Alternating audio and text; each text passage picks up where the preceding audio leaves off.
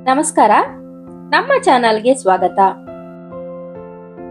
ಅರ್ಜುನ್ ಒಬ್ಬ ಉದ್ಯೋಗಿ. ಅವನ ಹೆಂಡತಿ ಅನನ್ಯ ಮನೆ, ಕುಟುಂಬ, ಗಂಡನ ಎಲ್ಲಾ ಜವಾಬ್ದಾರಿಗಳನ್ನ ಪ್ರೀತಿಯಿಂದ ನೋಡಿಕೊಳ್ಳುತ್ತಿದ್ದಳು. ಆದರೆ ಅರ್ಜುನ್ಗೆ ಅವಳ ಕೆಲಸದ ಬೆಲೆ ಎಂದಿಗೂ ಗೊತ್ತಾಗಲಿಲ್ಲ. ಸಣ್ಣ ಸಣ್ಣ ವಿಷಯಕ್ಕೂ ಬೈಯುವುದು, ಅವಳ ಭಾವನೆಗಳನ್ನ ಕಡೆಗಣಿಸುವುದು ಅವನ ಅಭ್ಯಾಸವಾಗಿತ್ತು. ಒಂದು ದಿನ ಕೆಲಸ ಮುಗಿಸಿ ಮನೆಗೆ ಬಂದ ಅರ್ಜುನ್ಗೆ ಮನೆ ಬಿಕೋ ಎನ್ನುತ್ತಿತ್ತು.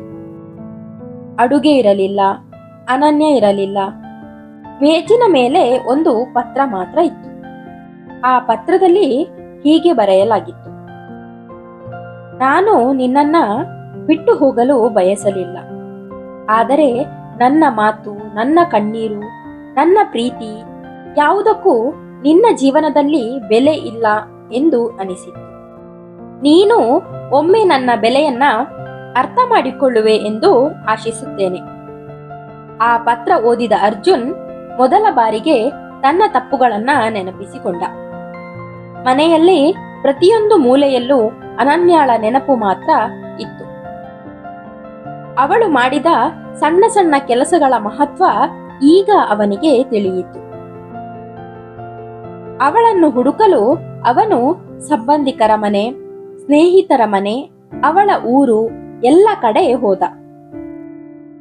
ಕೊನೆಗೆ ಅವಳು ತನ್ನ ಅಮ್ಮನ ಮನೆಯಲ್ಲಿದ್ದಾಳೆ ಎಂದು ತಿಳಿದು ಅಲ್ಲಿಗೆ ಹೋದ. ಅರ್ಜುನ್ ಅನನ್ಯಾಳ ಮುಂದೆ ನಿಂತು ಮೊದಲ ಬಾರಿಗೆ ಕಣ್ಣೀರಿನಿಂದ ಕ್ಷಮೆ ಕೇಳಿದ. ನಿನ್ನನ್ನು ಕಳೆದುಕೊಂಡ ಮೇಲೆ ನಿನ್ನ ಬೆಲೆ ಗೊತ್ತಾಯಿತು. ಮತ್ತೆ ಒಂದು ಅವಕಾಶ ಕೊಡ್ತೀಯಾ ಎಂದು ಕೇಳಿದ.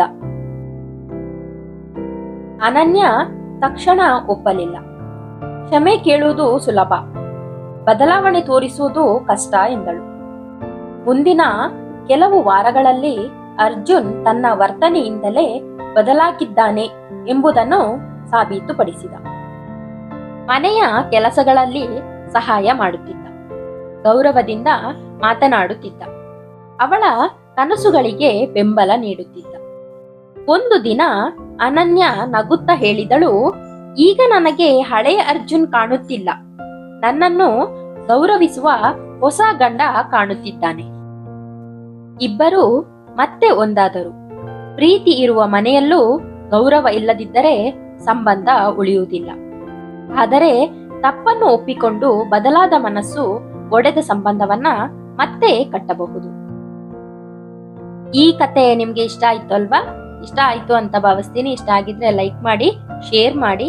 ಸಬ್ಸ್ಕ್ರೈಬ್ ಮಾಡದೆ ಇಷ್ಟೊತ್ತು ವಿಡಿಯೋನ ನೋಡಿದ್ರೆ ಪ್ಲೀಸ್ ಸಬ್ಸ್ಕ್ರೈಬ್ ಮಾಡಿ. ನಿಮ್ಮ ಅನಿಸಿಕೆ ಅಭಿಪ್ರಾಯಗಳನ್ನ ಕಾಮೆಂಟ್ ಸೆಕ್ಷನ್ ಅಲ್ಲಿ ಕಮೆಂಟ್ ಮಾಡಿ. ಮತ್ತೆ ಮುಂದಿನ ಹೊಸ ಕಥೆಯೊಂದಿಗೆ ಸಿಗ್ತೀನಿ. ಇಂತಿ ನಿಮ್ಮ ಪ್ರೀತಿಯ ಜೀವಧ್ವನಿ. ವಿಡಿಯೋ ನೋಡಿದಕ್ಕಾಗಿ ಧನ್ಯವಾದಗಳು. ನಮಸ್ಕಾರ.